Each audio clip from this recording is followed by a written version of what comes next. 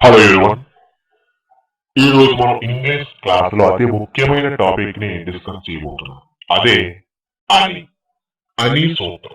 ఏంటి ఈ అని సూత్రం అంటే చాలా మందికి ఇంగ్లీష్ లో మాట్లాడాలి ఉన్నా ఈ కాన్సెప్ట్ అర్థం కాక మాట్లాడలేకపోతున్నారు. ఈ కాన్సెప్ట్ పై మీరు బాగా దృష్టి పెట్టి బాగా నేర్చుకున్నట్లయితే ఎవరైతే అలా చేస్తారో వాళ్ళకి స్పోకెన్ ఇంగ్లీష్ పరంగా చాలా ఈజీగా అనర్గళంగా మాట్లాడతారండి. అర్థమవుతుందా? ఈ అని అనేది తెలుగులో మనం మాట్లాడుతున్నాం, కానీ ఇంగ్లీష్ అలా చెప్పాలో తెలియదు. అయితే ఈ వీడియోలో మీకు నేను ఎటువంటి పదం అంటే మనం తెలుగులో అని అని ఉపయోగిస్తున్నప్పటికీ కూడా ఇంగ్లీష్ లో ఎటువంటి పదం మీరు వాడక్కర్ లేకుండా సింప్లిఫై చేసి చెప్తాను. కాకపోతే దానికంటే ముందు మీకు ఏమొచ్చి ఉండాలి అంటే టెన్స్ అన్ని వచ్చి ఉండాలి, హెల్పింగ్ వర్బ్స్ అన్ని వచ్చి ఉండాలి, వాయిస్ కూడా వచ్చి ఉండాలి. అయితే నేను ఇచ్చే సెంటెన్స్ ప్రెసెంట్ లో ఉందా పాస్ట్ లో ఉందా అని గుర్తుపట్టే స్థితిలో మీరు ఉన్నప్పుడు మాత్రమే అర్థమవుతాయి ఇటువంటివన్నీ. అయితే చూడండి, ప్రీవియస్ క్లాస్ లో చెప్పినట్లుగానే మనకి ఏదైనా ఒక వాక్యం వచ్చినప్పుడు ఆ వాక్యం ప్రెసెంట్ లో ఉందా పాస్ట్ లో ఉందా గుర్తుపట్టండి. ప్రెసెంట్ లో ఉంటే డెఫినెట్ గా మీరు పాస్ట్ లో మాట్లాడాలి. ఒకవేళ పాస్ట్ లో ఉంటే ఇంకా ఉన్నాయి కదా, పాస్ట్ కి సంబంధించిన టెన్స్లు ఇంకా ఉన్నాయి. పాస్ట్ లో మరికొంత పాస్ట్ కి మీరు మాట్లాడాల్సి ఉంటుంది. ఓకే, ఇవన్నీ కూడా మీకు టెన్స్ వచ్చిన వాళ్ళకి బాగా అర్థమవుతాయి. అయితే ఇక్కడ నేను అని అంటే ఇక్కడ WH కోచింగ్స్ ఎప్పుడైనా విన్నారా? వెరీ గుడ్, గుర్తుంది కదా. ఆ WH కోచింగ్స్ పదాలనే ఇక్కడ అని అని మీనింగ్ లో వాడుతున్నాం అండి. బాగుంది కదా. అంటే మీకు ప్రశ్నించడం వస్తే మీకు అని అని చెప్పడం వచ్చేసినట్లే. ఇంకా డౌట్ ఎలాగరా బాబు అని. సరే, ఇక్కడ మీకు ఆ కన్ఫ్యూజ్ పోవడానికి నేను ఒక ప్రశ్న పదాన్ని ఉపయోగించి ప్రశ్న అడుగుతాను. దాని ద్వారా ఎలా మార్పులు చెప్తారో మీకే తెలుస్తుంది, ఎలా మార్పు వస్తుందని. ఓకే, ఈ వీడియో చూసిన తర్వాత ఎంత ఈజీగా నేర్చుకోవడం మీరే చెప్తారు.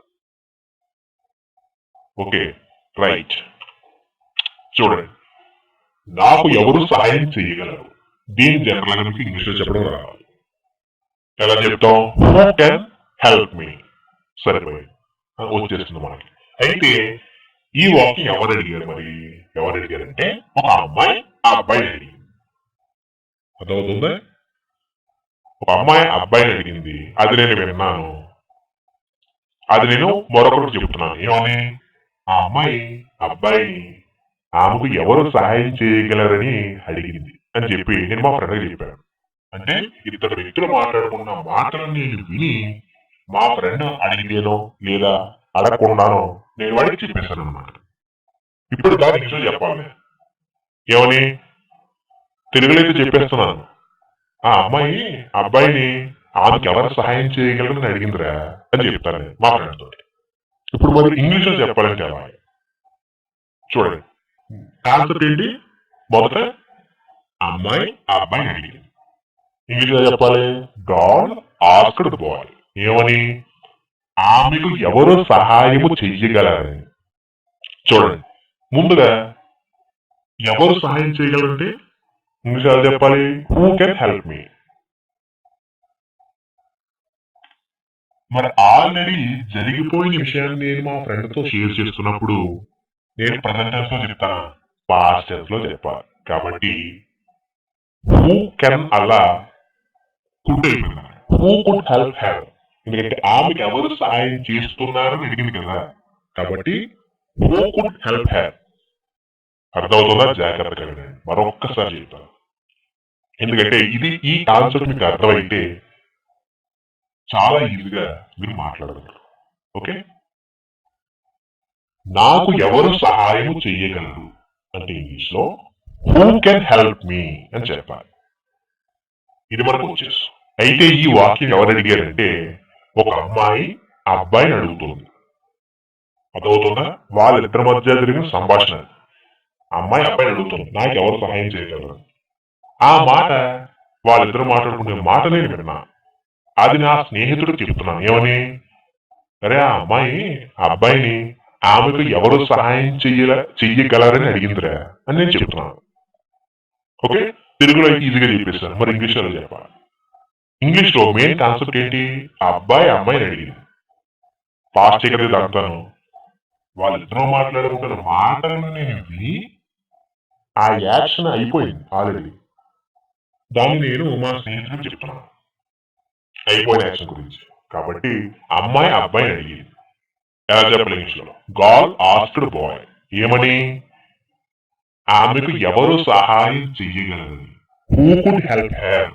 చూడండి, ఇక్కడ మీరు కొత్తగా నేర్చుకోవాల్సిన పని ఏమైనా ఉందా? ఏదైనా ఒక్క పదం కొత్తగా నేర్చుకున్నారా? ఏమి నేర్చుకోలేదు. మీకు టెన్స్ వచ్చాయి, ఆ టెన్స్ పాస్ట్ లో ఎలా ఉపయోగించాలో తెలిసింది, అంతే. కేవలం మీరు గుర్తుపెట్టుకోవాల్సింది ఏంటంటే WH క్వశ్చన్స్ అంటే ఇక్కడ అని అర్థం వస్తుంది. వాటి పక్కన ఉన్నటువంటి టెన్స్ అయినా హెల్పింగ్ వెర్బ్ అయినా మీరు ఏం చేయాలి? ప్రెసెంట్ లో ఉంటే పాస్ట్ లోకి మార్చాలి. పాస్ట్ అయితే మరికొంత పాస్ట్ లోకి వెళ్ళి చెప్పాల్సి ఉంటుంది. అర్థమవుతుంది కదండి మీకు? సరే, మరొక సెంటెన్స్ వెళ్దాం. చూడండి, నీవు నా కారును ఎక్కడ పార్క్ చేశావు? మొదట ఈ వాక్యం ఇంగ్లీష్ లో చెప్పడం రావాలి. అంటే where have you park my car? Where have you park my car అంటే నువ్వు నా కార్ ఎక్కడ పార్క్ చేసావు? ఇది ఎవరు అడిగారు? అమ్మాయి అబ్బాయి అడిగింది.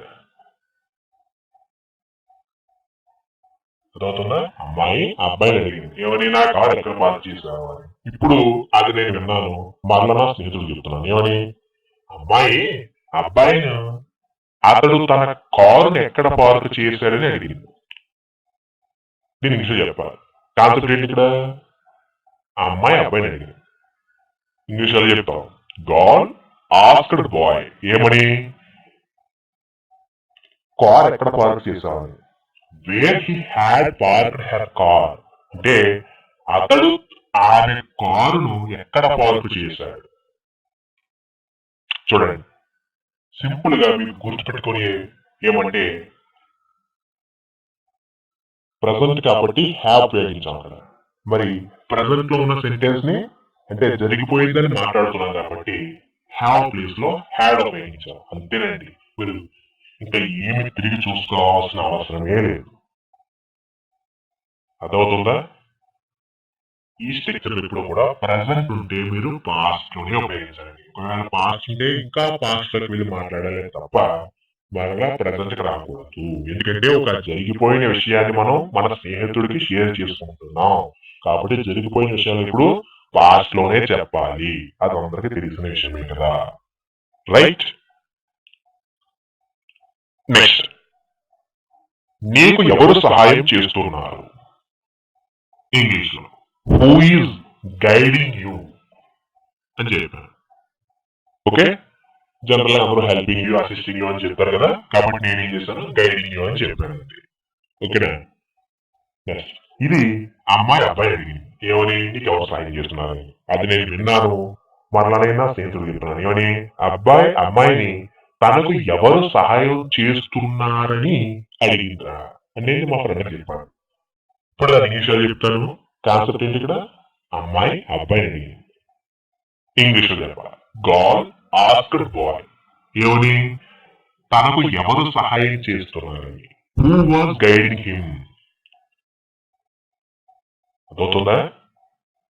వస్తుంది వచ్చింది అక్కడ పైన వాక్యం మీరు గమనిస్తే హూ ఈజ్ గైడింగ్ యూ అని ఉంది కాబట్టి ఇక్కడ పాస్ట్ లో రావాలి. కాబట్టి ఈ స్థానంలో వాజ్ అనేది చేర్చడం జరిగింది. అంతే. అర్థమవుతుందా? ఇది మీకు కన్ఫ్యూజన్ ఉండదు, ఎందుకంటే వీడియో స్టార్టింగ్ లో మీకు క్లియర్ గా చెప్పాను ఏ టెన్స్ కి ఏ టెన్స్ వాడాలి, అలానే యామీజాకి వజ్వల్, ఇలా కొన్ని స్ట్రక్చర్స్ అనేది మీకు నేర్చుకోమని చెప్పి ఇవ్వడం జరిగింది. ఒక వీడియో ప్రత్యేకించి చేస్తానండి.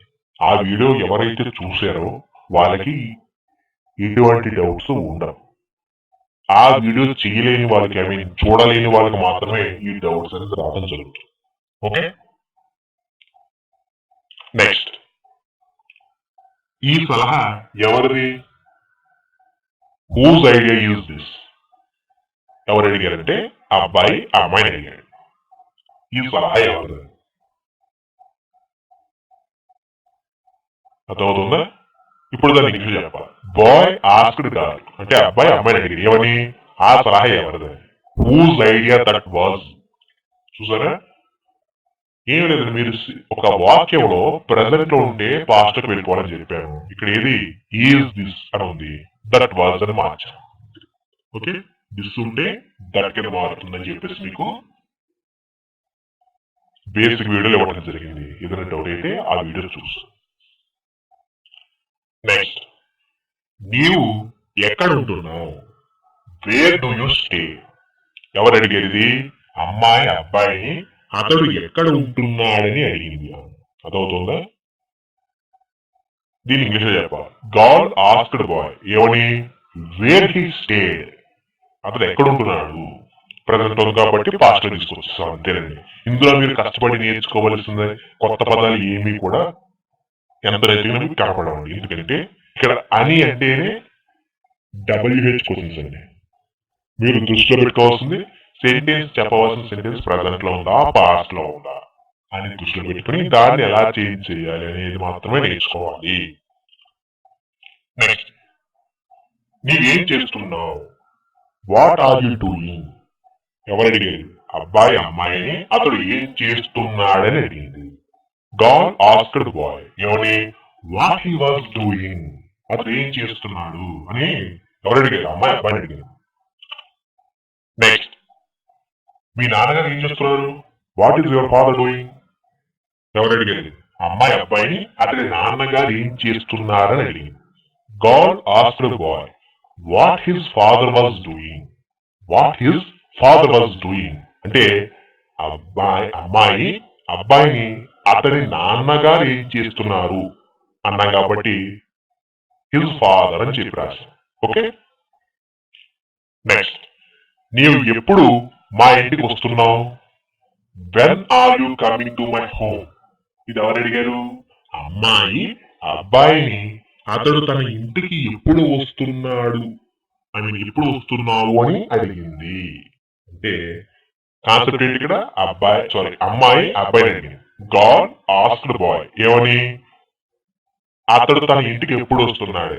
When he was coming to her house లేదా హోమ్.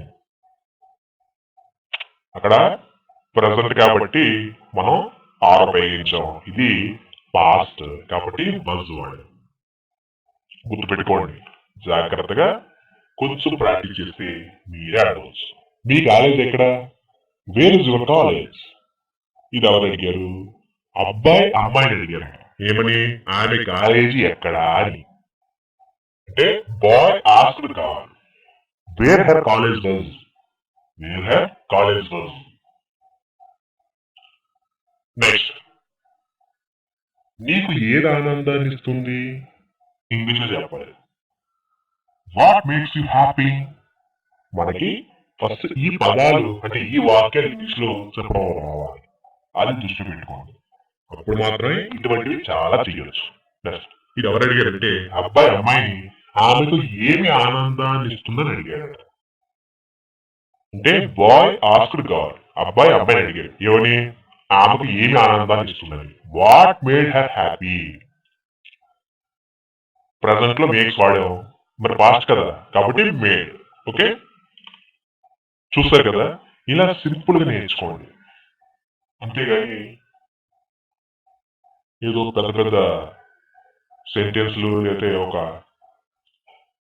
ఎక్కువ సెంటెన్స్లు నేర్చుకుంటే వచ్చేస్తుంది అనుకుంటే అది తప్పండి. ఎందుకంటే చెప్పేది 10 సెంటెన్స్లు అయినా కాన్సెప్ట్ ఏంట్రా అనేది మీకు అర్థం కావాలి. అది మీకు ఎప్పుడైతే మీకు అర్థం అవుతుందో అప్పుడు మీరు ఎన్ని వాక్యాలని ఎన్ని వేల వాక్యాలని మీ అందరి మీద సొంతంగా చేయగలరు. అర్థమవుతుందా? ఇక్కడ అని అంటే ఏంటి ఇప్పుడు చెప్పండి? WH questions. అవునా? ఇందులో మీరు కష్టపడి నేర్చుకోవాల్సిన కొత్త పదం ఏమైనా ఉందా? ప్రజెంట్ లో ఉంటే పాస్ట్ ను మారుస్తున్నాం అంతేనండి. ఒకవేళ పాస్ట్ లో ఉంటే